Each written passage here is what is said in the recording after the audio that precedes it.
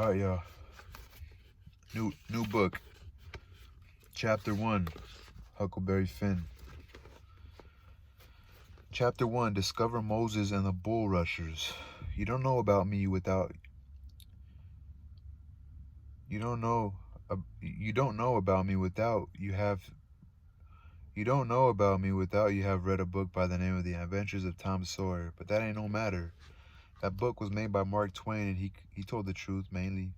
There was things which he stretched, but mainly he told the truth. That is nothing. I never seen anybody but lied one time or another. Without it was Aunt Polly, or the widow, or maybe Mary, Aunt Polly, Tom's Aunt Polly. She is, and Mary, and the widow Douglas is all told about in that book, which is mostly a true book with some stretchers, as I said before. Now, the way that book winds up is this. Tom and me found the money that robbers hid in the cave, and it made us rich. We got $6,000 apiece, all gold.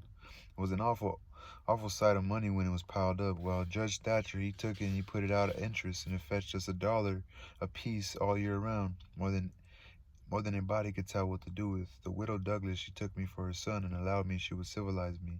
But it was rough living in the house all the time, considering how dismal, regular, and decent the widow was in all her ways. So when I couldn't stand it no longer, I lit out.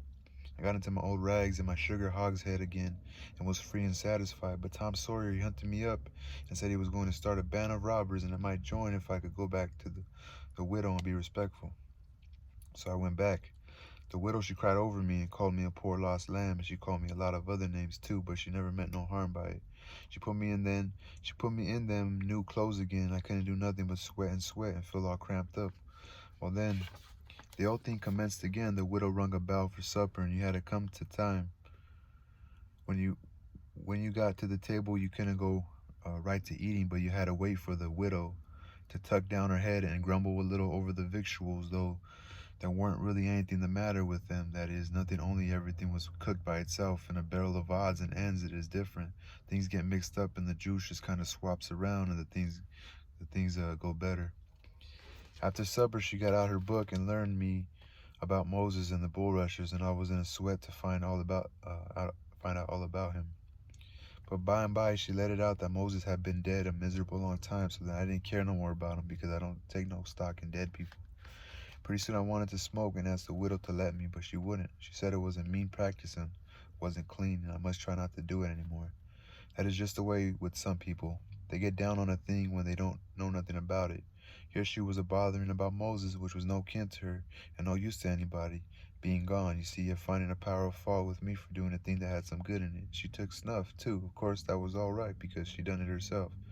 Her sister, Miss Watson, a tolerable, slim old maid with goggles on, had just come to live with her, and took a set at me, now with a spelling book. She worked me middling hard for about an hour, and then the widow made her ease up. I couldn't stood it much longer. Then for an hour it was deadly dull, and I was fidgety. Miss Watson would say, "Don't put your feet up there, Huckleberry, and don't scrunch up like that, Huckleberry. Set up straight." And pretty soon she would say, "Don't gap and stretch like that, Huckleberry. Why don't you try to behave?" Then she told me all about the bad place, and I said I wished I was there. She got mad then, but I didn't mean no harm. All I wanted was to go somewhere. All I wanted was a change. I weren't particular. She said it was wicked to say what I said. Said she wouldn't say it for the whole world. She was going to live so as to go to the good place. Well, I couldn't see no advantage in going where she was going, so I made up my mind I wouldn't try it. I never said so, because it would only make trouble and wouldn't do no good.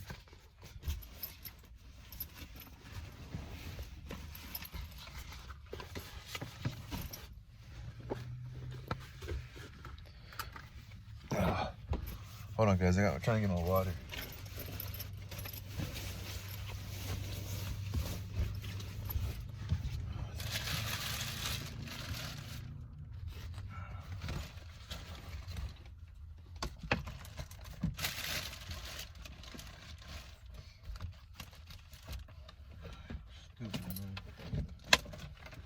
Oh, I think I left my water.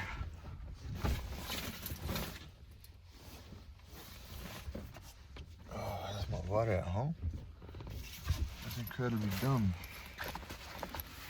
Dumb, diddy, dumb. That's incredibly dumb.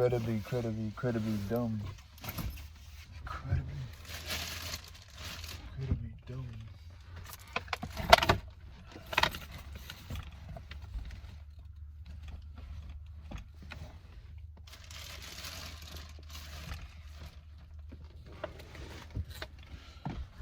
pour it in here. I guess I'll just make tea water. Gotta keep my water out the sun.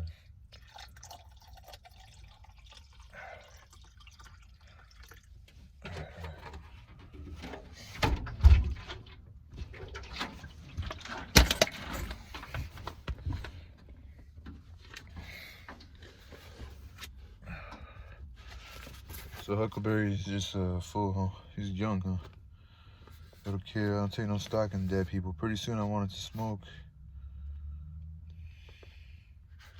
All right, now she had got to start, because like she's telling him, she's getting on his case. He's getting into like religion, being a kid and thinking about religion. Now she had got to start, and she went on and told me about all about the good place. She said all a body would have to do there was to go around all day long with a harp and sing forever and ever. So I didn't think much of it, but I never said so. I asked her if she reckoned Tom Sawyer would go there, and she said not by a considerable sight. I was glad about that, because I wanted him and me to be together.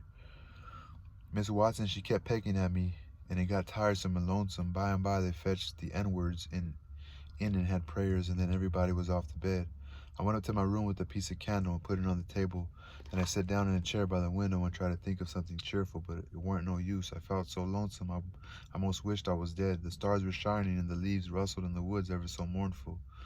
And I heard an owl away off hooing about somebody that was dead, and a whippoorwill and a dog crying about somebody that was going to die, and the wind was trying to whisper something to me.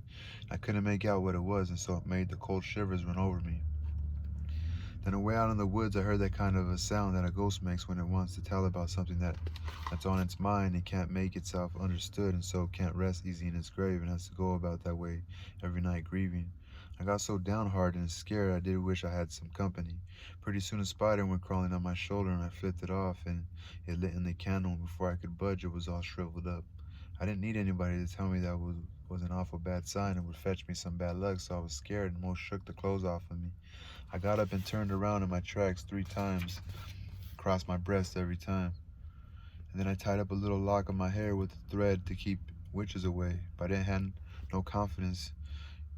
You do that when you've lost a horseshoe that you found instead of nailing it up over the door, but I hadn't ever heard anybody say it was any way to keep off bad luck when you killed a spider. I sat down again and shaking all over and got out my pipe for a smoke, for the house was all as still as death now, and so the widow wouldn't know. Well, after a long time I heard the clock away off in the town go boom, boom, boom, 12 licks, and all still again, stiller than ever. Pretty soon I heard a twig snap down in the dark amongst the trees.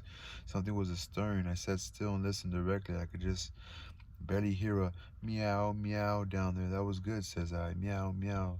As soft as I could, and then I put out the light and scrambled out of the window onto the shed. Then I slipped down to the ground and crawled in among the trees, and sure enough, there was Tom Sawyer waiting for me. That was the end of chapter 1. Discover Moses and Bulrushers. Alright, that was the end of chapter 1.